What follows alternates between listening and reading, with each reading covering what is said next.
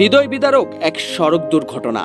স্বামীর মরদেহ নিয়ে বাড়ি ফেরার পথে প্রাণ হারালেন স্ত্রী।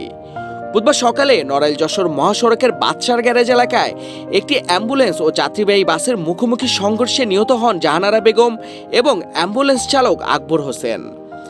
জানা গেছে, ঢাকা রাজারবাগ পুলিশ হাসপাতাল থেকে স্বামী ইসমাইল হোসেনের মরদেহ নিয়ে যশোরের উদ্দেশ্যে রওনা হন পরিবারটি। পরে নড়াইলের বাদশার গ্যারেজ এলাকায় পৌঁছালে বিপরীত দিক থেকে আসা একটি বাসের সঙ্গে অ্যাম্বুলেন্সটির সংঘর্ষ হয়।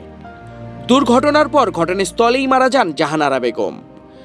আহতদের দ্রুত নড়াইল সদর হাসপাতালে নেওয়া হলে কর্তব্যরত চিকিৎসক অ্যাম্বুলেন্স চালক আকবর হোসেনকে মৃত ঘোষণা করেন। এ ঘটনায় আরও 4 জন আহত হয়েছেন। তাদের উন্নত চিকিৎসার জন্য যশোর মেডিকেল কলেজ হাসপাতালে পাঠানোর পরামর্শ দেওয়া হয়েছে। পুলিশ জানিয়েছে, দুর্ঘটনা কবলিত বাস ও অ্যাম্বুলেন্স জব্দ করা হয়েছে।